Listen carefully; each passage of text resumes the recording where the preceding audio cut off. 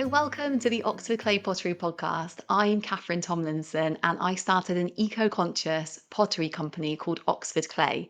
Now, at Oxford Clay, I don't just make pottery, I also make resources such as books and courses and information for other potters who want to be more eco-conscious in their pottery practice but maybe don't know where to start or can't find out the information they need. So that's what this podcast is all about. It's about sharing everything I've learned along my eco-conscious pottery journey with you, and I can't wait to get started. So let's go.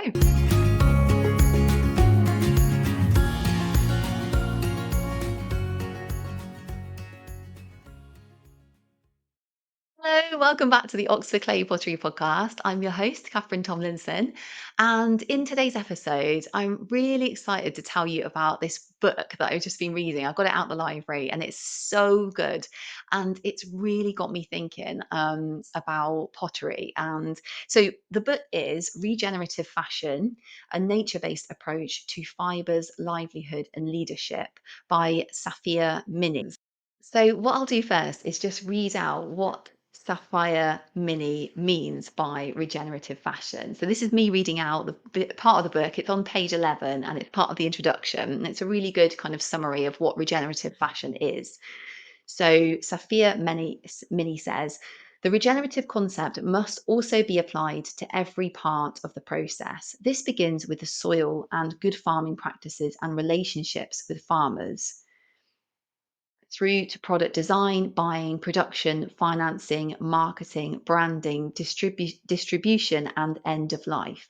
At every stage, a product can improve the lives of all those involved through paying living wages, supporting unionisation and gender and racial equality, promoting empowerment and opportunities for creativity and economic independence.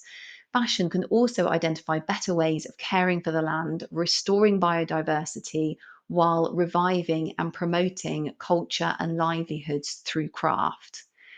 So, wow, that's like, that's incredibly good holistic definition. So, like this book is incredible. There's so much in there. It also showcases loads of different brands sort of doing things differently in the fashion industry, and how they're doing things differently. And there's so much interesting stuff there. Loads of new technologies, new fibers, loads of really interesting stuff about the way people are doing things differently. So yeah, I'm going to attempt to kind of try and distill this amazing, incredible, very informative book into a kind of podcast episode where we kind of compare it to um, the handmade pottery industry and can we learn any lessons? That's what I thought when I thought, how could this be applied to pottery?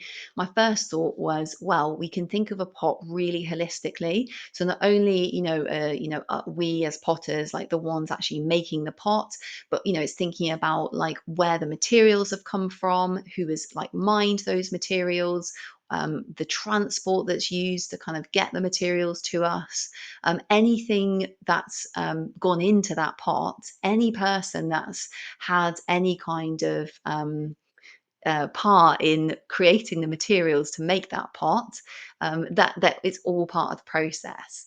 So Safia Mini has actually divided this book into three different parts, and in it she talks about how actually products and fashion, it's all kind of they're all interconnected, but the book is being divided in three parts just because it's kind of like easier to set out the information in that way. So that's what we'll do in this episode. I'm going to set out the information in the same way. Okay, so the first part of the book talks about nature and materials.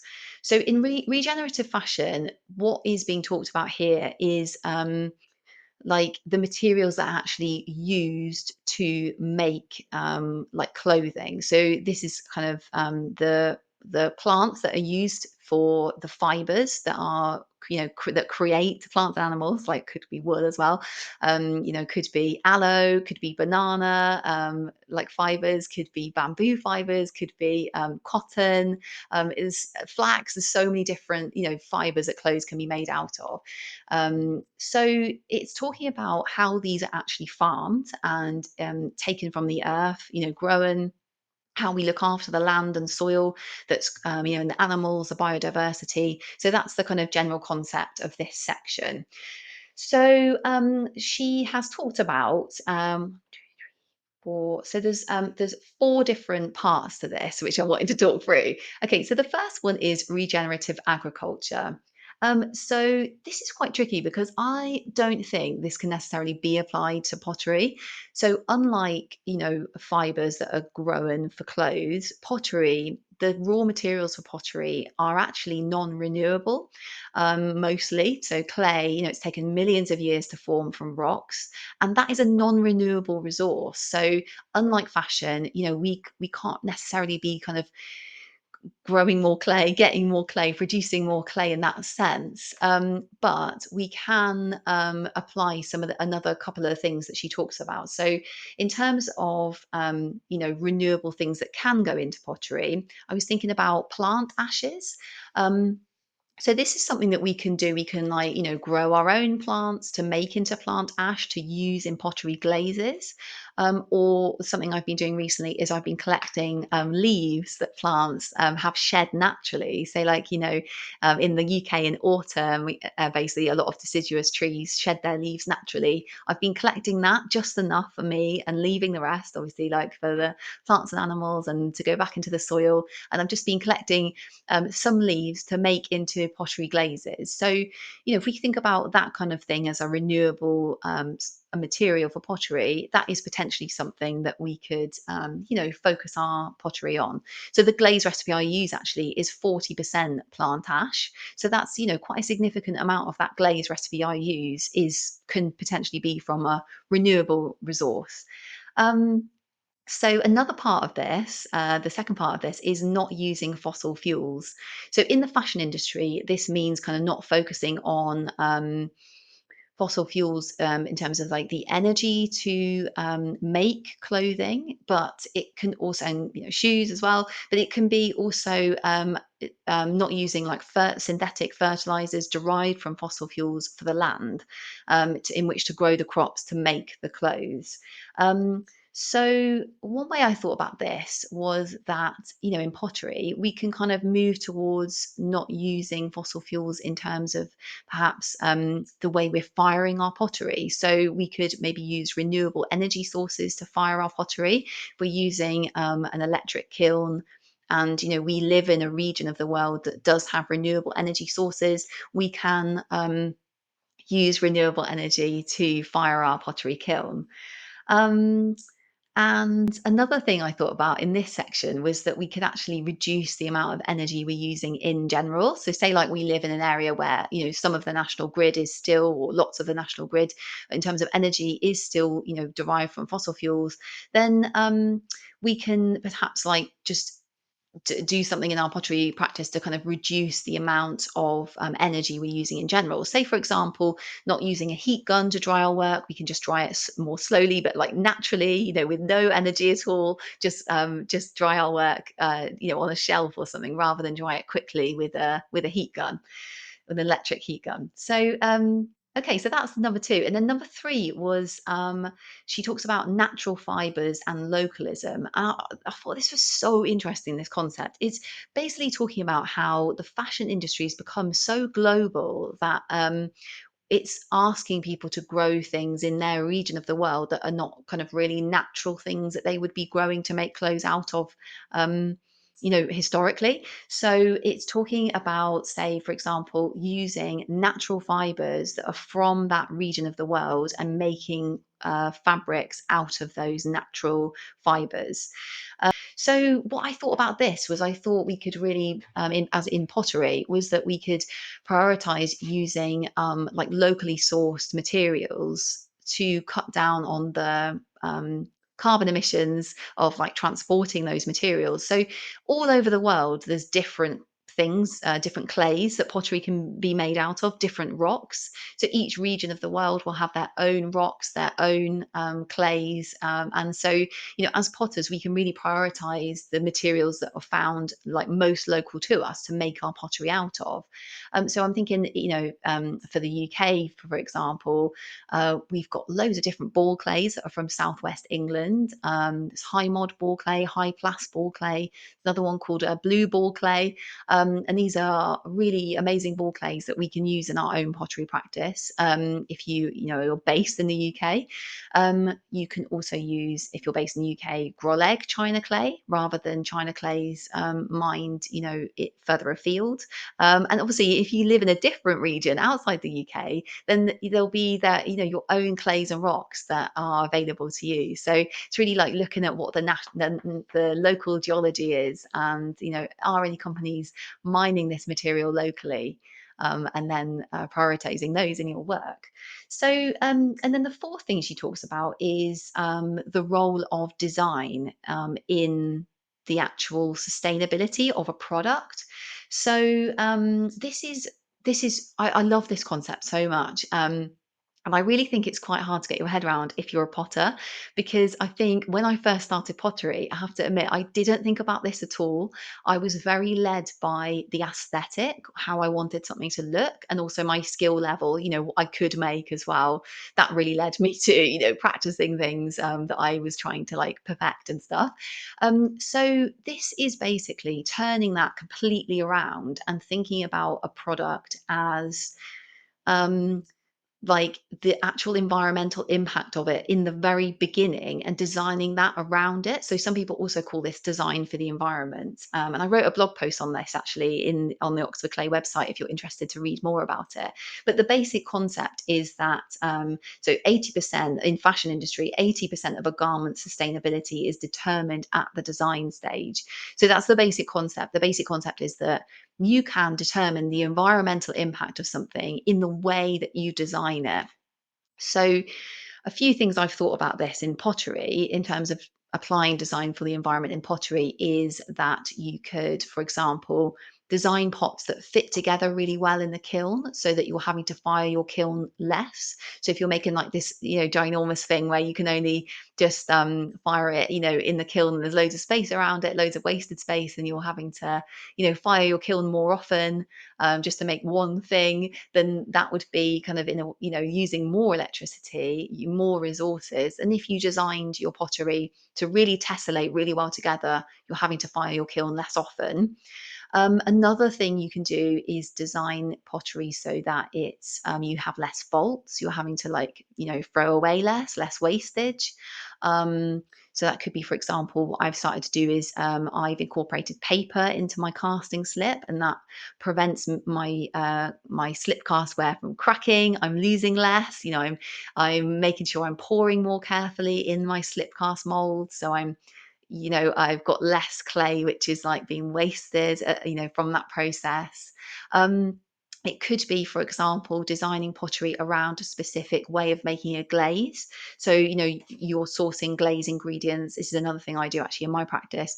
Source glaze ingredients from regions where I know they have sort of very robust practices that are protecting workers. I know very simple supply chains, so I know exactly where that material's from. I know that what the workers mining it are protected and the environment is protected, as far as it can be where things are mined. In terms of so the recipe I use basically prioritizes those ingredients over the aesthetic in terms of, it's a balance really. So it's like, the outcome is balanced with the environmental impact of the ingredients used. So another thing I thought about was, say, like the colors you're using for example, in your pottery. So prioritizing colors where that where that metal oxide is from. You could make your own metal oxides from recycled metal. So, or you can use, plant ashes can color your pottery naturally as well. So that's what design for the environment is really. It's about designing something around its impact from the very beginning, its environmental and social impact from the very beginning. Right. Yeah, so that's part one of the book is nature and materials. So I'm interrupting this episode to tell you about a totally free guide I've made just for you on how to make your own pottery glaze recipe. So if you are a total beginner to glaze making and it's something you've wanted to maybe try, but you're not really sure where to start, this guide is specifically designed to take you through all the steps you need to know from start to finish, all the ingredients you need, all the equipment you need, and also how to fire your pottery glaze at the end. So, even if you're not new to glaze making and you just want a pottery glaze recipe that's very simple and specifically made with eco conscious ingredients, then this guide is also for you. So, you can get the guide in the show notes, there's a link, but also you can go on to the Oxford Clay website at www.oxfordclay.co.uk/resources for potters. Okay, let's go back to the episode. Um, And then parts 2 and 3, I thought there's less I can think of to apply to pottery here. So this part, these two parts will be a bit quicker. But okay, so the second part of the book is about people and livelihoods. So she called it people, livelihoods, and crafts. And in the fashion industry, this means kind of really prioritizing kind of like maybe traditional ways of making fabrics, prioritizing people making things, paying people a living wage, eradicating modern slavery from the fashion industry, allow like prioritizing companies that are using, where people are able to unionize who are working for that company. Yeah, like I said, paying people properly for their labor. Um, in fact, there's a really, really good quote which I'll read to you. I love this quote so much. Oh gosh, it's so good. So this is the quote that the chapter starts with, and it's a quote by John Ruskin from the book Unto This Last, which was actually written in 1860, but it's so relevant today. This quote. I'm going to just read it out to you, and you can. Yeah, it's such a good quote. So, this is a quote from John Ruskin. Whenever we buy or try to buy cheap goods, remember that we are stealing somebody's labor, taking from them the proper reward of their work and putting it into our own pockets. You know well enough that the thing could not have been offered to you at that price unless distress of some kind had forced the producer to part with it. You have taken advantage of this distress. So in pottery, I thought what this could mean is prioritizing ingredients where the supply chains are simple and, like I was just saying, they are they are from regions. So they're simple in the sense that they're not mixed. They're not from different regions and mixed. So you don't know where that material's come from. So that's what I mean by a simple supply chain. It's mined somewhere, you know exactly where it's mined, you know how far it's had to come to get to you, and you can then use that material knowing about the regulation that's in place in that region and how people are protected. So for example, let's take for example cobalt. So cobalt in pottery is used to make blue, and Amnesty International have done loads of work on cobalt in terms of the problematic aspects of cobalt in the cobalt mining industry. Basically, some of the problems are that the artisanal miners are mining cobalt, and this is they're not safe. Basically, mining cobalt artisanally. So, children are working in the artisanal mining sector. Cobalt is actually mixed before being sold. So it's impossible if you're using cobalt to know where that cobalt's come from. It could be artisanally mined, it could be commercially mined. You just don't know because the supply chains will be mixing that cobalt together. So another problem with some commercial metal oxides is that people are actually cleared from the land to mine it because it's such a lucrative business. People will be forcibly moved off land if there's, certain things like, yeah, say like cobalt mining, like people want that to take place in that area. So, you can see Amnesty International, like I said, has so much research on this. It's really good. And they've got like free reports on their website. So you can read all about the cobalt mining industry. But that's what I was thinking in terms of pottery. I was thinking we could prioritize ingredients where we absolutely know that people haven't been exploited because we obviously, you know, it's impossible to say anything for absolute terms, but we know that there's legislation in certain areas in place designed to protect people, and in other areas, say like the legislation is not as robust, or it isn't enforced as much, or there's a large informal mining sector, then people aren't going to be protected as well in those regions, or in those mining sectors. So yeah, so that's what I thought. Prioritizing those ingredients in our clay and glaze making. And another thing which I thought, which is be quite a good thing to pop in here, was just in terms of pottery, is just that, are you exploiting yourself with your own pottery? Are you thinking of your own pottery as extractive? Are you enjoying? Are you taking the time to enjoy your pottery? Are you paying yourself enough for your pottery? Are you selling it a high enough price? Are you are you extracting your own labor, or are you really looking after your creativity, nourishing your creativity, looking after yourself, and not treating yourself as a pottery machine, pottery making machine? So that's one thing I thought in that section as well. Okay, so here we come on to the third section. In terms of the next section, it's actually new economy and leadership. So this really is all about companies taking responsibility and being transparent about their practices, and and taking positive action. So in pottery, I really thought about this, and I thought it's about kind of knowing really where our materials come from.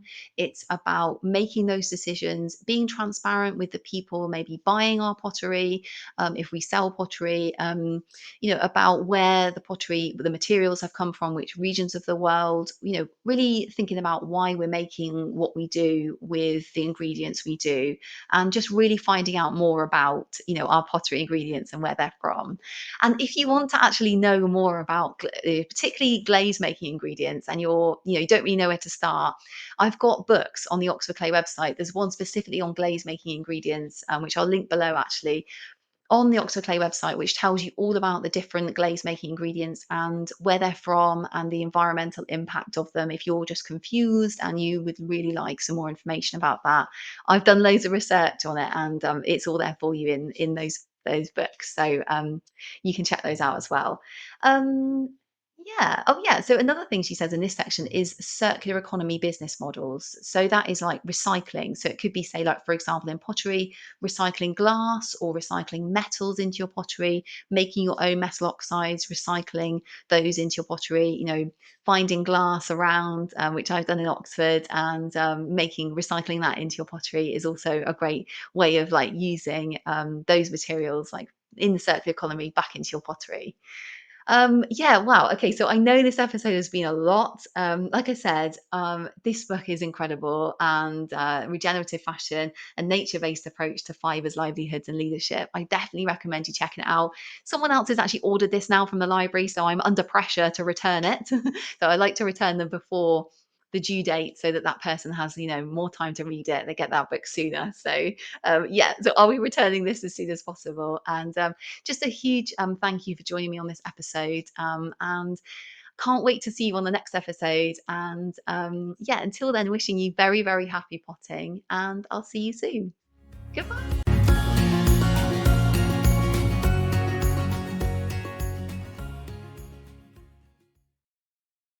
Oh, yeah. So I hope you enjoyed that episode. And if you're interested to learn more about eco conscious pottery, or making your pottery more eco conscious and sustainable, there's so much for you on the Oxford Clay website, which is www.oxfordclay.co.uk.